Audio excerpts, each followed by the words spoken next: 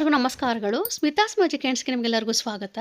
ನೋಡಿ, ನಾಳೆ ನಮಗೆ 25ನೇ ತಾರೀಕು 2ನೇ ವಾರದ 16 ಸೋಮವಾರ ವ್ರತವನ್ನು ಆಚರಣೆ ಮಾಡ್ತಾ ಇದ್ದೇವೆ. ಹಾಗಾಗಿ ಇವತ್ತು ಆ ಒಂದು ವಿಚಾರದ ಬಗ್ಗೆನೇ ಮಾಹಿತಿ ಕೊಡ್ತಾ ಇದ್ದೇನೆ. ಈಗ ಮೊದಲನೇ ವಾರದಲ್ಲಿ ನೀವು ಪೂಜೆ ಮಾಡಿದ್ದೆ ಆದರೆ 2ನೇ ವಾರ ಅದೇ ಸೇಮ್ ನೀವು ಯಾವ ರೀತಿ ಮಾಡಿರ್ತೀರೋ ನೀವು ಅದೇ ರೀತಿಯೇ ಮಾಡ್ಕೊಂಡು ಹೋಗಬೇಕಾಗುತ್ತದೆ. ಈಗ ಮೊದಲನೇ ವಾರ ಮಾಡದೇ ಇರುವಂಥವ್ರು ಏನು ಮಾಡಬೇಕು ಅಂತಂದರೆ, ಈಗ 2ನೇ ವಾರದಲ್ಲಿ ಮೊದಲನೇ ವಾರ ಮಾಡುವಂಥ 4 ಶಿವಲಿಂಗ ಜೊತೆಯಲ್ಲಿ 2ನೇ ವಾರದಲ್ಲಿ ಮಾಡುವಂಥ 4 ಶಿವಲಿಂಗ ಒಟ್ಟಲ್ಲಿ 8 ಶಿವಲಿಂಗವನ್ನು ಉತ್ತದ ಮಣ್ಣನ್ನು ತೆಗೆದುಕೊಂಡು ಬಂದು 8 ಶಿವಲಿಂಗವನ್ನು ತಯಾರಿ ಮಾಡಿಕೊಂಡು ನೀವು ಪೂಜೆಯನ್ನು ಮಾಡ್ಕೋಬೇಕಾಗುತ್ತದೆ. ಅದಕ್ಕಿಂತ ಮೊದಲು ನಿಮ್ಗೆ ಈಗಾಗಲೇ ಗೊತ್ತಿರುವ ಹಾಗೆ ನಮ್ಮ ಕುಲದೇವರಿಗೆ ನಾವು ಸ್ಮರಣೆ ಮಾಡಿಕೊಂಡು ಗಣೇಶನಿಗೆ ನಮಸ್ಕಾರ ಮಾಡಿಕೊಂಡು ಉತ್ತದ ಮಣ್ಣನ್ನು ತೆಗೆದುಕೊಂಡು ಬಂದು, ಉತ್ತದ ಮಣ್ಣು ಈಗಾಗಲೇ ನಿಮಗೆ ನಾಳೆನೇ ಇರುವಂಥದ್ದು, ಹಾಗಾಗಿ ಇವತ್ತು ತರ್ಬೋದು ಅಥವಾ ನಾಳೆನೇ ತರ್ಬೋದು, ತೊಂದರೆ ಇಲ್ಲ. ಪೂಜೆ ಮಾಡಿ ತೆಗೆದುಕೊಂಡು ಬಂದು ಅದನ್ನು ಚೆನ್ನಾಗಿ ಸೋಸಿ ಅದ ನಂತರದಲ್ಲಿ ನೀವು ಶಿವಲಿಂಗವನ್ನು ಮಾಡಿ ಪೂಜೆ ಮಾಡ್ಕೋಬೇಕಾಗುತ್ತದೆ. ಮತ್ತೊಂದು ವಿಚಾರ ನಾವು ತಿಳ್ಕೊಬೇಕಾಗಿರುವಂಥದ್ದು ಏನಪ್ಪ ಅಂತಂದರೆ, ಈಗ ನೀವು ಮೊದಲನೇ ವಾರದಲ್ಲಿ ಸಂಕಲ್ಪ ಮಾಡ್ಕೊಂಡು ಪೂಜೆ ಸ್ಟಾರ್ಟ್ ಮಾಡಿರ್ತೀರಿ, 2ನೇ ವಾರದಲ್ಲೂ ಕೂಡ ನಾವು ಸಂಕಲ್ಪ ಮಾಡ್ಕೋಬೇಕಾ ಅಂತೇಳಿ ನನಗೆ ಮೆಸೇಜ್ ಮಾಡಿದ್ರಿ. ಮೊದಲು ನೀವೇನು ಮಾಡಬೇಕಪ್ಪ ಅಂತಂದರೆ, ಬೆಳಗ್ಗೆ ಬೇಗನೆ ಎದ್ದು ಸ್ನಾನವನ್ನು ಮಾಡಿಕೊಂಡು ಯಥಾ ಪ್ರಕಾರ ಮನೆ ದೇವ್ರ ಪೂಜೆ, ಗಣೇಶನ ಪೂಜೆ ಮಾಡಿಕೊಂಡು ದೇವ್ರ ಮನೇಲಿ ಈಗ ಕೆಲವೊಬ್ಬರಿಗೆ ಸೋಮವಾರ ವಾರವೂ ಕೂಡ ಇರ್ತದೆ. ಹಾಗಾಗಿ ನಿಮ್ಮ ಮನೆಯ ಪದ್ಧತಿಯಂತೆ ನೀವು ಪೂಜೆ ಮಾಡಿಕೊಂಡು ಶಿವನ ಫೋಟೋದ ಬಳಿ ನೀವೇನು ಮಾಡಬೇಕು ಅಂತಂದರೆ, ವಿಗ್ರಹದ ಫೋಟೋದ ಬಳಿ ನೀವು ಮೊದಲು ಒಂದು ಕಾಯಿ ಮತ್ತು ಒಂದು ಬಿಲ್ವ ಪತ್ರೆಯನ್ನು ಕೈಯಲ್ಲಿ ಇಟ್ಕೊಂಡು ನೀವು ಒಂದು ಸಂಕಲ್ಪ ಮಾಡ್ಕೋಬೇಕು.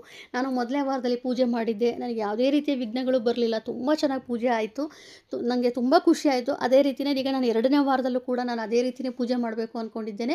ಯಾವುದು ವಿಘ್ನಗಳು ಬರಬಾರ್ದು, ನನ್ನ ಕೋರಿಕೆ ಈಡೇರಬೇಕು ಅಂತ ಕೇಳಿಕೊಂಡು ಪೂಜೆಯನ್ನು ಆ ಒಂದು ಕಾಯಿಯನ್ನು ಶಿವನ ಫೋಟೋದ ಮುಂದೆ ಇಡಿ. ಹಾಗೆ ಸಾಯಂಕಾಲ ಗೋಧೂಳಿ ಸಮಯ 5:30 ನಂತರದಲ್ಲಿ ನೀವು ಪೂಜೆಯನ್ನು ಪ್ರಾರಂಭ ಮಾಡಬೇಕಾಗುತ್ತದೆ. ಇನ್ನು ಪ್ರಸಾದ ಮತ್ತು ಉತ್ತದ ಮಣ್ಣಿನಿಂದ ಮಾಡುವಂಥ ಶಿವಲಿಂಗದ ಬಗ್ಗೆ ಎಲ್ಲದರ ಬಗ್ಗೆ ಈಗಾಗಲೇ ಒಂದು ವಿಡಿಯೋ ಮೂಲಕ ತಿಳಿಸಿದ್ದೇನೆ. ಯಥಾ ಪ್ರಕಾರ ಹಾಗೆ ಮಾಡುವಂಥದ್ದು.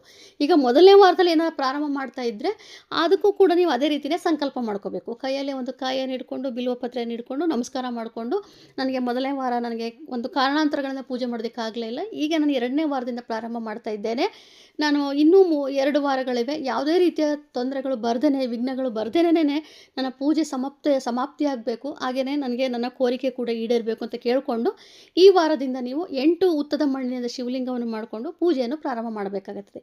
ಯಥಾ ಪ್ರಕಾರ ಸಾಯಂಕಾಲ 5:30 ಗೋಧೂಳಿ ಸಮಯದಲ್ಲಿ ನೀವು ಪ್ರಸಾದ ಮತ್ತು ಶಿವನಿಗೆ ನೀವು ಅಭಿಷೇಕ ಮಾಡೋದಾದ್ರೆ ಅಭಿಷೇಕವನ್ನು ಮಾಡಿಕೊಂಡು, ಹಾಗೆ ಉತ್ತದ ಮಣ್ಣಿಂದ ನೀವೇನು ಶಿವಲಿಂಗವನ್ನು ಮಾಡ್ಕೊಂಡಿದ್ದೀರೋ ಆ ಒಂದು ಪೂಜೆಯನ್ನು ಸಿದ್ಧತೆ ಮಾಡಿಕೊಂಡು ಅರ್ಚನೆಯನ್ನು ಮಾಡ್ಕೋಬೇಕು. 108 ಬಿಲ್ವ ಪತ್ರೆಯಿಂದ ಅರ್ಚನೆ ಮಾಡ್ಕೊಳ್ಳಿ. ಈ ರೀತಿಯಾಗಿ ನೀವು ಪೂಜೆ ಮಾಡಬೇಕಾಗುತ್ತದೆ. ಪೂಜೆಯ ವಿಧಾನ ಈಗಾಗಲೇ ನಾನು ನಿಮಗೆ ತಿಳಿಸ್ಕೊಟ್ಟಿದ್ದೇನೆ. ಯಥಾ ಪ್ರಕಾರ ಪೂಜೆಯನ್ನು ಮಾಡಿಕೊಂಡು ನಂತರದಲ್ಲಿ ಗೋವಿಗೆ ಅಂದರೆ ಹಸುವಿಗೆ ನೀವೊಂದು ಪ್ರಸಾದವನ್ನು ಕೊಟ್ಟು, ನಂತರದಲ್ಲಿ ನೀವು ನಿಮ್ಮ ಮನೆ ಎಲ್ಲರಿಗೂ ಕೂಡ ಪ್ರಸಾದವನ್ನು ಹಂಚಿ ನೀವು ಕೂಡ ಪ್ರಸಾದವನ್ನು ಸೇವನೆ ಮಾಡಬೇಕಾಗುತ್ತದೆ. ಈ ರೀತಿಯಾಗಿ ನೀವು ಈ ವಾರದ 16 ಸೋಮವಾರ ವ್ರತವನ್ನು ನೀವು ಮಾಡಬೇಕಾಗುತ್ತದೆ. ಹಾಗೆಯೇ ಇನ್ನೊಂದು ಕೇಳ್ಬೋದು ನೀವು, ಈಗ ಮೊದಲನೇ ವಾರದಲ್ಲಿ ನಾವು 4 ಶಿವಲಿಂಗವನ್ನು ಮಾಡಿದ್ದೇವೆ, ಅದನ್ನು ಇಟ್ಟು ಪೂಜೆ ಮಾಡಬೇಕಂತೇಳಿ ಖಂಡಿತ ಇಲ್ಲ. ಅದನ್ನು ಈಗಾಗಲೇ ನೀವು ಮೊದಲನೇ ವಾರದಲ್ಲಿ ನೀವು 4 ಶಿವಲಿಂಗ ಏನು ಮಾಡಿರ್ತೀರ ಅನ್ನೋ ಒಂದು ಬಾಕ್ಸಲ್ಲಿ ಇಟ್ಟಿರ್ತೀರಿ, ಅದು ಹಾಗೇ ಇರಲಿ. ಹೊಸದಾಗಿ 4 ಶಿವಲಿಂಗವನ್ನು ಮಾಡಿಕೊಂಡು ನೀವು ಪೂಜೆ ಮಾಡಿ ಕೊನೆಯ ವಾರದಲ್ಲಿ ನಿಮಗೆ ಯಾವ ರೀತಿಯ ಉದ್ಯಾಪನೆ ಮಾಡಬೇಕು ಅಂತ ತಿಳಿಸ್ಕೊಡ್ತೇನೆ.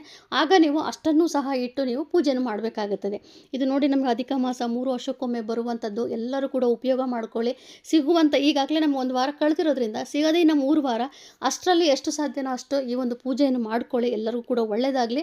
ಇದರಲ್ಲಿ ನಿಮಗೇನೋ ಗೊಂದಲ ಇತ್ತಂದರೆ ಖಂಡಿತ ಮೆಸೇಜ್ ಮಾಡಿ, ನಾನು ಆನ್ಸರ್ ಮಾಡ್ತೇನೆ. ಹಾಗೆ ಇವತ್ತಿನ ಒಂದು ವಿಡಿಯೋ ನಿಮ್ಗೆ ಇಷ್ಟವಾಗಿದ್ದಲ್ಲಿ ದಯವಿಟ್ಟು ಆದಷ್ಟು ಶೇರ್ ಮಾಡಿ, ಲೈಕ್ ಮಾಡಿ, ಕಮೆಂಟ್ ಮಾಡಿ, ಹಾಗೆಯೇ ಸಬ್ಸ್ಕ್ರೈಬ್ ಮಾಡ್ಕೊಳ್ಳಿ. Thank you.